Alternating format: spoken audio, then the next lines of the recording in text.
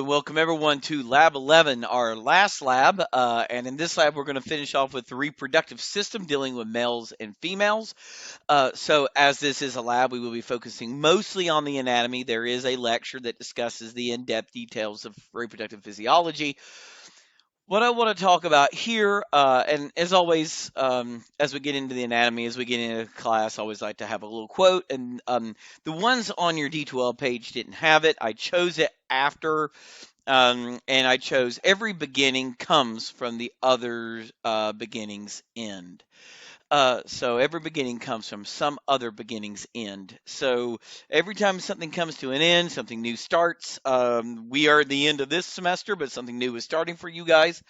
And so exciting times for us. So as we get into it, one thing I always kind of point out, and it's just a thing I always explain to my students when I'm trying to tell them that your reproductive system is a system that if you had it removed, you wouldn't necessarily die. Now, it does play an important role for us in terms of secretion of sex hormones and things like that. But it is the only system that without it, you could still live. But it is there only to make new life and, of course, to produce sex hormones that allow us to do that and affect things like energy and sexual characteristics. Now, this system includes the gonads. That'll be things like the testes and the ovaries. It'll be the ducts that help transport the gametes, things like the vas deferens and the oviduct. The accessory glands, things like the prostate, or things like the greater, the Bartholin's glands of the female, the greater vestibular glands. The external genitalia, like the penis and the vulva and vagina. These structures all come together to make the reproductive system. Now, in this, gametes are made. Now, remember the word gamete. Now, this goes way back to chapter 3 of A&P 1, that a gamete is a type of cell used only for reproduction. Remember we talked about somatic cells, or all the cells that aren't gametes, like skin cells, things like that, where gametes, these are the sex cells, sperm and egg. Males produce sperm cells, and females produce an ovum. Now, notice I'm saying ovum here, and I'm not saying egg. An egg is fertilized, so not something we're going to be using here. Now, the male and female gamete, sperm and ovum, or oocyte. Now, in males, we're going to begin with males in this section. We're going to begin with the male structure that holds the testes, called the scrotum. Now, the scrotum, being a sac-like structure, contains our testes, and the testes are going to be in a wall where skin of the scrotum, and then under that, there will be some musculature and a particular lining referred to as the serous membrane. And the serous membrane, the tunica vaginalis. Now, the tunica vaginalis covers the outer part of the testis, folds around and covers the inner part of the scrotal wall, referred to as the tunica vaginalis. You can see it here and here as well. Now, inside the testis, there is a muscle called the because I was actually pointing to the Cree master. A little further in, a little bit more superficial, this is called the dartos muscle. This is why the testes are usually wrinkled, is the contractions of the dartos. It is smooth muscle. It helps to elevate the testes a little bit, helps to maintain wrinkling. Wrinkling can make it good and effective at heat dissipation, because we want to be a little cooler than average body temperature, a couple degrees cooler than body temperature in the testes for adequate sperm production. So this kind of treats it almost like a radiator that can help distribute heat and cool off an engine. So also, not only was there the tunica vaginalis, if we go under the vaginalis, there will be the tunica albuginea or albuginea. The tunica albuginea, this is the dense irregular connective tissue that actually covers the testis, and it will emerge inwards here, forming these little walls, the walls that help form the septa. So it covers the testis and forms septa. Now, the septa, that's what we are going to see here, these little lines. The septa are what separates the testes, these little chambers that contain the seminiferous tubule. So a seminiferous tubule, you would have a septa separating the two little areas containing the seminiferous tubules. So the septa basically create these little areas which we would call a lobule. And the lobules are where we have about 800 centimeters. That's roughly in American customary measurement, roughly 32 inches of these in each of those. So one of these contains around 800 centimeters of these little tubes in a lobule. And so you're talking about a fair amount of space. Um, Now, what we're talking about as well is the tubules, seminiferous tubules, and the reason they have such extreme types of folding is these are where we produce sperm cells, and males have to produce a great number of sperm. Remember, an average male's ejaculation is about 2 to 5 mils of fluid, and in that can be about 25 million to 200 million in 1 mil of that fluid, 25 million to 200 million sperm cells in that 2 to 5 mils. So that's a lot. So there is a huge number that needs to be produced. So there's a large infolding of ducts. So they are all stuck in there. And then what will happen is we will connect these seminiferous tubules, as you can see. Some of these are being shown to connect into this area, which we oftentimes refer to as an anastomosis, is called the rete testes. And they connect to what is referred to these little structures called the efferent ductals that take us out to the epididymis. Right here's the epididymis.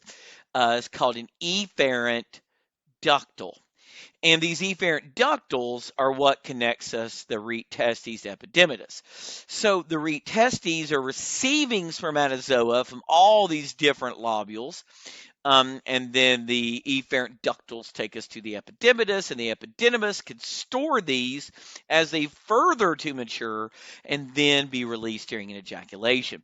Now, in the epididymis, in lecture, I talk about how there is a head, body, and tail to the epididymis because now this is common. Males will sometimes come to a doctor and they'll discuss, doctor, I feel like I have a lump on my testis. And they'll ask if it hurts, something like that. Depending on if they're squeezing too hard, it may. What oftentimes they're doing is they're mistaking the head of the epididymis. So you got to be careful. But it's always best to be safe than sorry. So a doctor will do is check it. When doctors do this test, usually what you'll see, if you come in and said, I felt it on my left testis, the doctor would want to then feel the right testis first so that they would have, this is what the individual thinks feels normal. So let me now do that first, not the one that you think is having a problem. So after that, what's going to happen with the epididymis is we travel downwards and we enter into a large tubule that we say takes a tortuous path through the abdomen. It's called the ductus deferens or the vas deferens. And there is also storage of sperm here, at least part of it. But the sperm are transported. Generally, most of that's where they're going to go and be released into for ejaculation, especially out towards the ampulla is the distal end, the expanded distal end of the ductus deferens or vas deferens will end. The ductus deferens, this is what is snipped or cut in the scrotum itself during a vasectomy, so that a male who's had a vasectomy still will produce testosterone, still will produce all the sex hormones and even produce the sperm cells, just not ejaculate them. Because he will not be able to put those into that tube during a normal ejaculation. Now, if we look, and this, you might remember from my last lab, there was a model that I showed this on, and we could actually see the glands that made semen. But this is our vas deferens. Now, there's a really good image right here, and I want to use it to demonstrate that tortuous path that it takes. It goes up, and it has to pass through this inguinal canal where the testes descend, going over top of the bladder and through, and then attaching to the back of the bladder as it takes that. Now, at first it seems like a very bizarre place. Why wouldn't we obviously can't go straight through this way. Now, why does it do that? Originally the testes were up here, and when they descended through, this went with it. And so now what I want to talk about is that ampulla, the ductus deferens or vas deferens. It will enter here. And I've always thought this looked like an ant, like the mandibles of an ant and its face. Looks like an ant's face to me. I always see weird things in anatomy, but very interesting juxtaposition here of these structures. Now, the inguinal canal, males, because their testes began up near the liver and then descended down and went out of the body wall into under the skin in the scrotum, there is a passageway between the abdomen where the testes began down to the scrotum where the testes ended up. And this is called the inguinal canal. Now, because of this, it is very thin. There's just a very slight, thin, little, barely you can see through it, translucent bit of connective tissue there called the transverse allus fascia that is easily torn, and this is where you get inguinal hernias. Men get inguinal hernias because of this, because of how testis descended. Now, also in here is a cremaster muscle. The cremaster is a muscle that not only do we have in the scrotum, you had the dartos that was here that helped cause the wrinkling, but this muscle here also raises and pulls the testes up towards the body wall in response to it being too cold. So if it's too hot or too cold, that can affect sperm production. We want it just right. So we are constantly raising and lowering them in males to try to maintain appropriate sperm production. And when it's either too hot or too cold, neither one of these things, especially too hot. So if a man is wearing constrictive pants, very tight fitting, like blue jeans, which is used to be very popular for people who wear very tight fitting blue jeans, and things like that, tight-fitting underwear and things like that, they may have that man start to either wear looser fit pants, wearing shorts more often, and a variety of things that may help reduce the temperature to help his fertility. And then inside there will be some blood vessels, but the testicular artery is the one we're really worried about. This is the branch. This is the male's gonadal artery coming off the abdominal aorta, and when this is cut, the entire testis dies. This is kind of what is done during a castration. Things like that. So those organs would go away. There's also a ligament right here, ligamentous tissue called the inguinal ligament that also comes down and helps to attach and strengthen this area as well.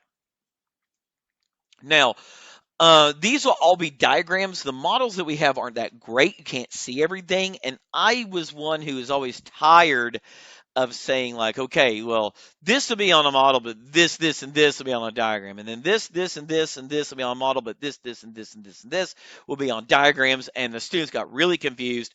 And it's not bad if I could say, here are 3 things that'll be diagrams, but almost everything is models. And that's good, at least consistent. But I hated that, and I just started going diagram only. So that's what I'm doing here. Now, the seminal vesicles on the back of the bladder, which we can see the seminal vesicles right here. This is the ampulla, the vas deferens. This is the seminal vesicles. Again, you can really see it quite well in this diagram. Here is the seminal vesicles. And the seminal vesicles by far produce the bulk of seminal fluid during a male's ejaculation. It contributes to semen. Now, there are ducts inside here that eventually secrete into our area here called the ejaculatory duct. Now, the ejaculatory duct gets that from the seminal vesicles during a male's ejaculation or emission. Sometimes you'll hear this called emission. Like when a male enters pubescence, it's very common for an early pubescent male to exhibit what is referred to as a nocturnal emission. And that is when a teenage male, early teen male, ejaculates in his sleep, oftentimes in response to dreams that he is having. So that is common. The prostate gland, very important that we see this structure here. Prostate gland located under the bladder, and you will notice the urethra passes through it, as well as the ejaculatory duct. Now, I do want to point just a few clinical bits. Number one, notice that the anterior wall of the rectum is right here behind it. So the rectal exam that is done, a lot of students will ask you if the prostate is in the butt or in the rectum, as if they're being more accurate, anatomically direct with me. And no, I said, but if you look at it, it's right here, and you can push into that and feel the size of that gland with fingers being inserted, the so-called digital exam. And a very important examination. One of the signs of this would be that males, if their prostate is enlarged and it squeezes urethra, trouble going to the bathroom, weak stream, interrupted stream, dribbling after, things like that. So there's an antibiotic made by the prostate that helps to get rid of bacteria that may be present in like the vaginal canal. The urethral glands, bubourethral glands, also called Cowper's glands, they're down here. And they secrete a mucus that is slightly basic or an alkaline mucus into the urethra to neutralize any of the hydrogen ions found in urine, because we know that urine secretes hydrogen ions, and due to like aldosterone production, due to the actions of things like that. We saw how like renal compensation affects that. So it helps neutralize that, because males, as my anatomy professor used to say, that males have a wastewater treatment system right in the middle of an amusement park, or a wastewater treatment plant in the middle of an amusement park. The penis for a male is both used in the urinary system, but also for reproduction.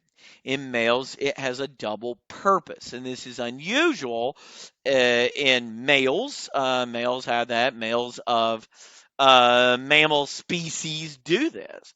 So the Cowper's glands, like the alkaline mucus, have to neutralize any hydrogen ions that would be there from the urine. Now, males, I'm going to use a mnemonic that males, the divisions of the urethra can spell PMS. Now, I'm not talking about the female condition of premenstrual syndrome, but PMS. And when we talk about PMS, what am I saying is if you follow the urethra all the way from the bladder straight throughout the penis, you will find that we have the division in the prostate, the the prostatic urethra. Then we enter the urogenital diaphragm, called the membranous urethra, M. And then the longest portion of it is in the penis, called the penile urethra or spongy urethra. So we would use PMS, spongy urethra. In the prostate is the prostatic urethra. Inside the urogenital diaphragm is the membranous urethra. It's what leaves the prostate and goes through the urogenital diaphragm. Then in the penis itself, there are the penile urethra. Now, at the end is the external urethral orifice. That's where in the glands, the head of the penis, the glands of the penis or glans penis, is where the opening is, the external urethral orifice, where in a male, a catheter would be placed in so that you could drain the urethra or drain the bladder. Sorry. Now,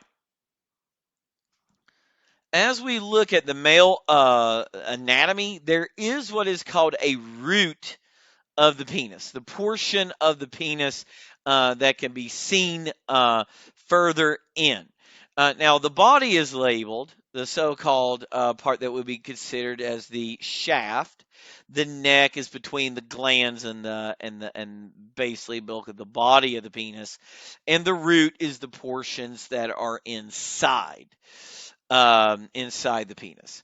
The root is not actually identified here. The head of the penis is called the glans, where also there is a fold of skin called the prepuce. Prepuce is actually a little bit better seen here. This is the so-called foreskin or prepuce, what is removed during circumcision. If a male is born into a culture or society where the members of that society typically are part of one of the three monotheistic Abrahamic religions, then they are likely to have been circumcised. But not every culture and every country does that. There are benefits. There are things against that. I've had people ask me about it, and as an anatomy professor, what would you?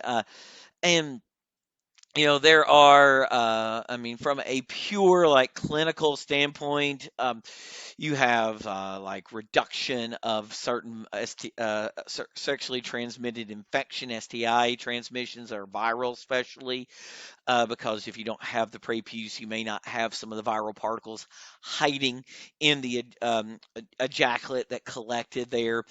But sometimes those are done incorrectly. Men have had problems where when they achieve erection, that it becomes incredibly painful because it was not done properly. It is definitely something that you would want to take seriously and really consider and talk to healthcare professionals about. The pros and cons. The and I know that also becomes a matter of one's religion, but it's really not so much anymore for some. Uh, some are a little bit less caring of that now. I think so. Um, Lastly, we want to talk about the two different erectile tissues. The corpus spongiosum is actually the portion that is surrounding the penis, the urethra. And right here is a really good image of that, where you can see the corpus spongiosum surrounding the urethra. Sometimes that's why we call it the spongy urethra, or the penile urethra. The corpora cavernosa, corpora being plural for corpus, the corpora, two of them, there are two here, plural. They are on the dorsal surface of the penis. Sorry, not ventral. I was about to say ventral surface, on the dorsal surface of the penis. And oftentimes referred to here with two pieces of erectile tissue, and you can see them here as well. So oftentimes this can help make it more difficult for urine to pass through the urethra with an erection, things like that. One of the things, I typically see stuff in, and I always thought this kind of looked like a little bit of a, reminds me of a monkey.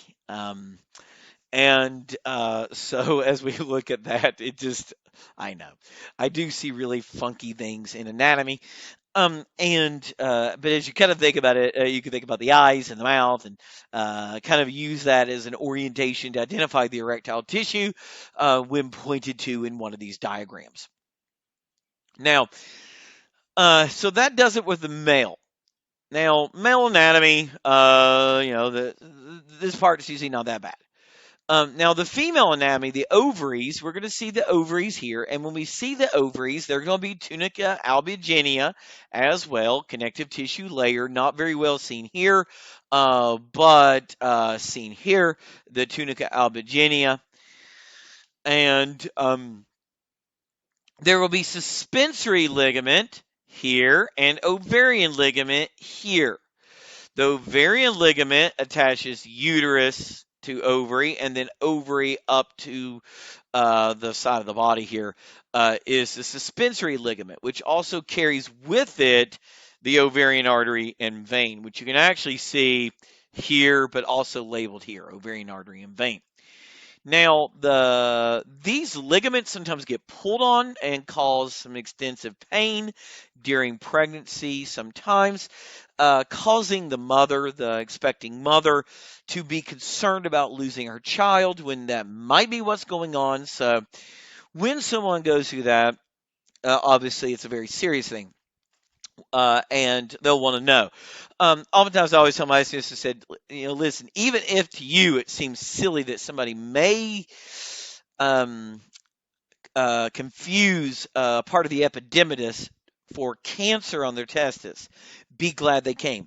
And don't treat patients foolish for coming to the doctor when they have these problems, because they may be unlikely to want to come to the doctor when it is really serious. But good medical professionals will say that's all it was. Thankfully, it's nothing, but thank you for coming. I'm glad you came so I could check that. Um, it's a Now, there are things they may need to fuss at you about if you're not taking their stuff seriously. But reproductive health is also very important, and fears and pains during childbirth are going to be immensely terrifying for an expectant mother. That is her child she's about to lose. Anyone who's listened to this that is a mother, you definitely understand that. But that may be something that some people just cannot understand. And I find that empathy is not something all medical professionals have, but you definitely should. And my students better, because if I hear about you not treating your patients with respect, I will come to your place of work and I will come and find you and I will let you know my displeasure. One day you're going to work on people I care about, and some of you will for sure. So, and you may have to work on me. All right. Now, in females, we also can see the tunica albuginea here as well, which is one of the reasons why I took that. And the uterine tubes or excuse me, it's getting later in the day. The uterine tubes are fallopian tubes. This is where, when she ovulates, this is where the oocyte will travel, called the fallopian tubes. Now, at the ovaries, there are these little finger-like extensions called fimbriae, also seen here. And they would be kind of covering here. I kind of like to think of them, it's like a baseball glove when you're trying to catch a baseball. It's kind of like the baseball glove kind of extension here to help grab the ovulated oocyte. And the infundibulum is the funnel structure that helps funnel that oocyte in. And it's right about here where fertilization happens. Usually, most of the time, fertilization happens somewhere around this area. And then as we continue on, we're in what is called the ampulla or middle region. I do believe the ampulla will be best seen here. Near the ampulla is where you're most likely to have and then the isthmus takes us on to here. The isthmus is where we begin to attach. Again, actually better seen isthmus here is actually labeled. The mesovarium is this tissue that's located between the fallopian tube or uterine tube and the ovaries, and its ligaments is right here called mesovarium. All right. Now, as we look at the uterus, we're going to see the uterus has two major areas, the cervix and the body. The body's the biggest part. If you kind of imagine the uterus is like an upside down pear. And the pear, you know how pears, the pear shape, kind of skinnier neck and wider bottom. Well, turn that upside down. The body is the wide part of the pair, and the cervix is the skinnier part of the pair. But the rounded part of the body that's rounded at the top is called the fundus. So body's the largest, kind of like the round part of the pear. The cervix actually points downwards. There are two openings. There's one that is going from the uterus to cervical canal. It's called the internal os. And there's one that goes from the cervical canal into the vagina called the external os, or sometimes called cervical os. And the cervix is what dilates as you get about 10 centimeters. That's about the size of a bagel, is a typical bagel that one might eat. And as we look at that, that's quite an impressive amount of dilation. Now, there are three layers to the wall, and if we start on the outside and we work in, we're going to have perimetrium on the outside, on the perimeter, on the periphery, around the outside. That's the serous membrane. The myometrium in the middle, that's the middle layer, myomiddle. That is muscle, myomiddle. It's the smooth muscle that causes the contractions. And the endometrium, that is the inner lining. Now, sometimes endometrium is on the outside, and something I really need to do in my reproductive stuff is actually show endometriosis. You get outside the uterus, you get endometrial tissues growing outside. One of the endometriosis oftentimes comes with polycystic ovaries syndrome, PCOS. But endometriosis plays a role. Endometrium is what is lost during menstruation. That is the functional zone or functional layer is sloughed off and menstruated. The broad ligament, that is mesentery. We'll take a look at that. It actually covers up the ovaries, the uterus, and uterine tubes. The round ligament, uterosacral ligament, these are going to help prevent movement. We've already saw the suspensory and ovarian ligament. Now we're going to look for the round ligament and the broad ligament and the uterosacral ligament. Now, the round ligament prevents posterior backward movement. The uterosacral ligament extends to the lateral side, goes to the front of the sacrum or anterior surface of sacrum. Then we have two pouches that allow the expansion of the uterus. They will push into the rectum. This is why oftentimes pregnant females will get, I'm just trying to think of the hemorrhoids. And also pushing on the bladder, which will affect them having to go to the bathroom, cause frequent urination. So between the back of the uterus and the front of the colon, there's a pouch there called the rectouterine pouch. And between the posterior wall of the bladder and the uterus, there is a vesicouterine. Vesico gets it's a bladder urinary. I always kind of look at those, but a bladder or a blister, the oftentimes referred to. Like the bladder is used. Well, vesico is reference to the bladder or a blister. And I'm like, oh, okay. I'm just going to sometimes I always like to look those up because I'm like, oh, I like to learn too. And it helps me to use that as in future courses. So again, the body of the uterus is by far the largest thing. Now, it is not what is labeled here. In fact, body of the uterus is labeled here with the fundus. Then the cervix, which is the inferior part here, you can actually see the external os here. Also, the external os here. Now, the external os and then the internal os, the cervical os and the internal os for the cervical canal. The perimetrium, myometrium, and endometrium. To see this, we're going to look here. We're going to start with the outer perimetrium, myo, and endometrial linings of the wall of the uterus. The broad ligament, the round ligament, and uterosacral ligament. Now, the broad ligament is all this area here. As it covers, it's called the broad ligament. Broad ligament has been removed here. Broad ligament here as well. Now, to show the other ligaments, I oftentimes like to, again, let's remind ourselves of the ovarian ligament found here, and the suspensory ligament found here. Here, ovarian, suspensory. Round ligament, uterosacral ligament. Okay. Those are better diagrams to help see that.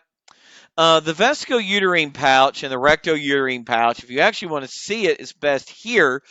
The vesicouterine pouch, remember we have the uterus here, and there is a pouch. This is called the vesicouterine pouch, and this is the rectouterine pouch. Best seen there. And I tend to know where I've got the images that I'm going to use. So now, what I do want to talk about is the vagina. And at the cervix, as you get to the cervix, the inferior part of the cervix, we go into the vagina, and then to go take the cervix, to kind of extend that into the vagina, it's kind of like a portion of the cervix that goes in the vagina.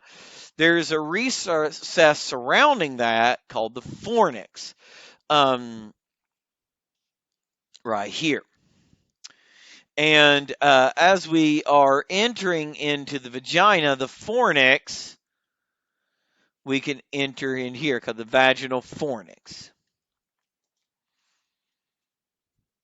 The rugae are folds. Remember, any structure that is needing to expand will have rugae. Rugae we saw in, of course, the vagina. We saw it in the bladder, and we saw it in the stomach. We saw rugae. There was a question I remember I used to have on an exam, says which of the following structures contain rugae, and we saw that there are 3 of them that we learned. Anyway, now, so folds of the vagina called rugae. Sorry, I cannot stop yawning. I should have got some more coffee. Okay, now, as we talk about the vulva, this is what surrounds the vagina. Surrounds and guards it. Now, one area is called the mons pubis, and I'll take a look at the mons pubis. This is adipose tissue. It actually cushions the pubic symphysis.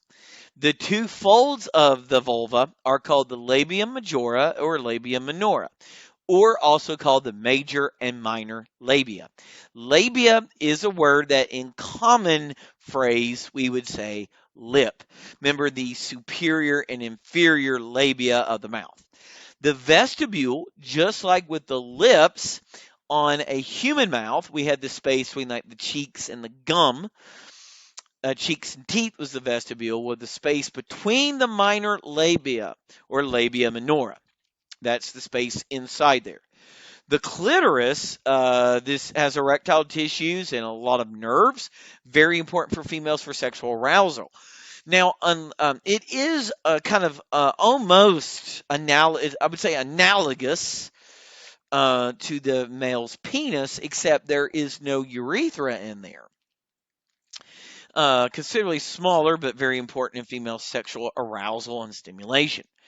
Now, during sexual arousal, females will start to secrete a gland called the Bartholin's glands or the greater vestibular glands. They are what secretes in the vaginal entrance when a female has become aroused prior to sexual intercourse. And it's oftentimes as these things begin to not function as the female gets older, especially postmenopausal, but they still may desire to have a physical relationship with their partner. They not trying to be gross or anything like that, but I do talk about these things because you guys will have to in patient education. Is stuff like personal lubricants may be utilized for those.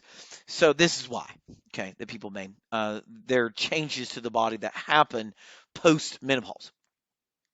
Now, to see the mons pubis, that is the tissue here above where you would have the pubic symphysis. The labium majora and minora, labium majora, seen here, labium minora here. Now, this is a bit annoying. We say labium majora minora, they say labium minus and majus, and I don't know why they decide. And then here it's labium minora, labium majora, and they're the same words. It's just that this is actually a newer textbook image. This is an older textbook image. Um, nope, same year. Sorry, I was wrong about that. Both 2018. I don't know why they do that sometimes. It's just I always use labium major, the major and minor labia. Um, the vestibule is the space located between here, between the minor labia. It's called the vestibule, only seen on this diagram. The clitoris, located here anteriorly, so being posterior towards the anus, the vagina, the urethra, and then in the front is the clitoris, forming its portion of the frontal aspect of the vulva. And also seen here, or the frontal or anterior aspect of the vulva. Oftentimes, there is discussion about this, and I've heard this discussed in multiple circles. When should you start teaching children the appropriate names for their sexual organs? Now, many people do this. I've been asked that myself, and more I am becoming early as possible. And probably the only names they should ever know are technically accurate, anatomically correct names. And part of this is if a child is molested and they are ever questioned and they are ever brought in to testify, that there can be problems sometimes because now that can become a problem is if they ask them, where did this person touch you, and they say things like um, um, I can't think of a common euphemism that people use for their female reproductive structures that aren't, things that we should be saying anyway. But what they might say is a little kid's body parts, and they may give it said, "Oh, um, that's your tink tink" or something like that. And which I have heard that one used by some people. And if they say, "Well, he touched my tink tink," that they may not be able to actually convict. So to protect your children from sexual predators, I do recommend it more so, but that can cause problems even then because a good friend of mine. Uh, he did this for that very reason, and also that he believes that his children should always use appropriate scientific terms. They shouldn't just call things because to him, he said, "This is, these are serious things. They're not things to just take jokes about." But two is his daughter will sometimes just be out and his little girl would just say anatomical names out like it's nothing because to her they are nothing. They are just but like if she has to go to the bathroom or something, she'll just say anatomical names, and that can become embarrassing. So you have things like that you have to think about. And I'm but with boys and girls both, not calling these things sometimes by euphemisms. Now I do know they could potentially have the parent, and parent could come up and say, "Oh well, Tink Tink was the name that we told her to call that," and then potentially could help. But there are times that can actually hinder sexual abuse investigations. I used to work in a homeless shelter, and one of the things we did have to deal with was abused children, and so anyway. Last thing we're going to be talking about is the breast. And again, I wasn't trying to be dirty, but I always try to give some different bits of advice that I can. Since we're talking about breast, I do get that a lot. Is people ask me, should I breastfeed? Should I not breastfeed? And I always kind of say, hey, there's one thing: do not feel bad if you cannot. Okay, we have the ability to nourish a child with milk that we can purchase, formula, and do not be ashamed of yourself because you can. Does not make you less of a mother, does not make you any less of a woman. If you can, because there's actually children who they get teeth early, they are very painful nursing babies. Some babies are very painful to nurse. And so some say, I can produce only a little bit, but a little bit is, if you can give a little bit, that's great. If you're able to use a breast pump or directly nurse naturally, that's all great. If you can, do as much as you can, as much as comfortable as you can, to help on some. Now, those antibodies from mother's milk don't last that incredibly long, but it is something that is there as a passive immunity. They do not last forever. They're not going to circulate as long because you're not making them. So it's not like a titer. They will go away, but it is good to do that if you can. But some women just cannot, because of issues to the ducts or the nipple or something like that. And that's perfectly fine. So don't feel bad. Lobes are the bigger areas that we're going to talk about. It's called a lobe. A lobe is basically several lobules. So you got all these lobules. So this whole thing is a lobe. This whole big cluster is a lobe. That's a lobe, lobe, lobe. Now, the lobe is made up of multiple little guys. So we have lobules are just multiple. Here two lobes. Lobules are just multiple secretory alveoli. The secretory alveoli is the structure that actually makes the milk. The milk enters into the ducts called lactiferous ducts as they collect it. At the end, there's lactiferous sinuses. These structures, when you see structures like that, you will actually notice it in a male's urethra. There is a structure very similar to that in the tip of the penis. That is there to ensure for continual flow and stream of liquid so it doesn't spurt. So when milk can be let out in one steady continual stream. The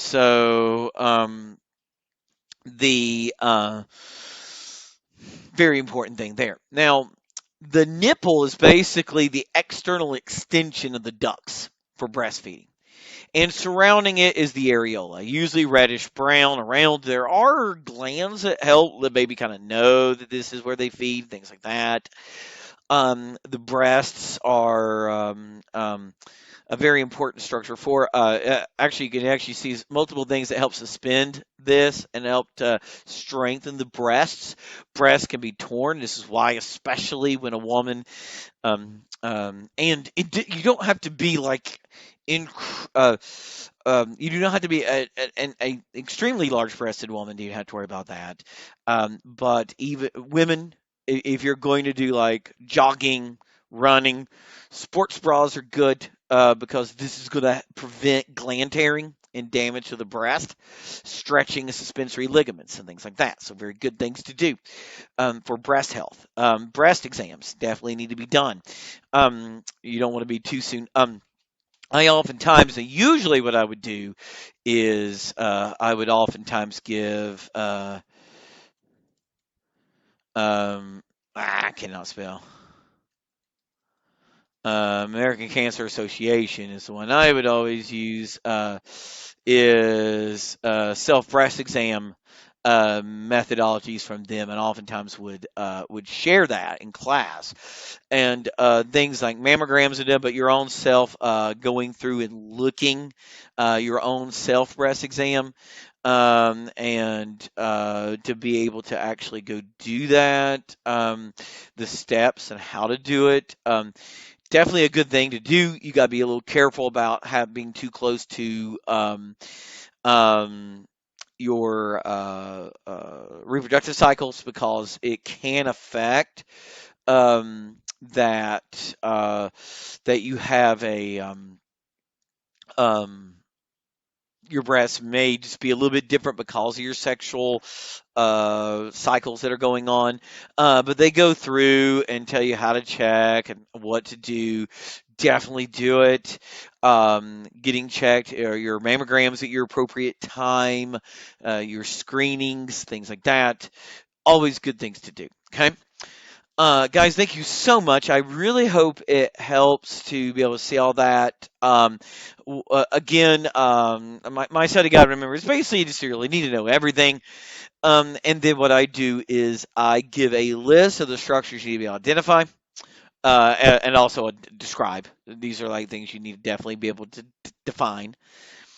And then the diagrams, again, what I would say is these are the things you'll need to be able to find on this diagram. These are the things you'll need to be able to find on this diagram. These are the things you need to be able to find on this diagram. Okay.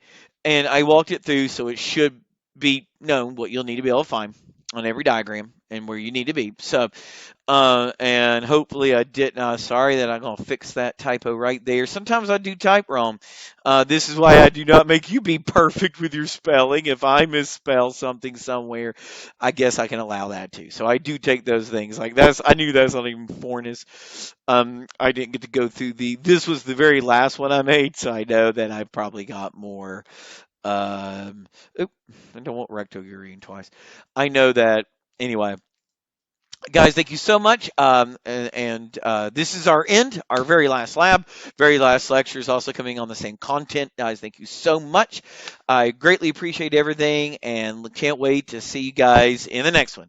Thank you guys so much, and I'll miss hearing from you. Right now, Friday the 6th is we are good for study group. Friday the 6th. Friday the 13th is our very last day. We can do a study group. Well, I can't do a study group on Friday the 13th. I do apologize. I was about to say that. I was like, oh yeah, I was going to take time to say this. We report back on the 11th. The summer semester is over on the 13th. Faculty report back on the 11th. I actually have to report back on the 10th though because I'm on a committee and we're doing hiring for our new faculty member, and we're going to be doing interviews that day. I'm hoping tomorrow, but too late in the day to say tomorrow. So I have a feeling it'll be. But even though we start on the 23rd this semester, they can't start the faculty position till the 2nd. So anyway, we'll see what happens. But I will not be able to do the 13th, so the 6th is our very last day. So if you're watching this tomorrow, the 6th is our very last study group session review for everything, and what we can do there is probably a lot of students might want to review for the final. So, all right, guys, thank you so much. Have a great day, and I will see you later.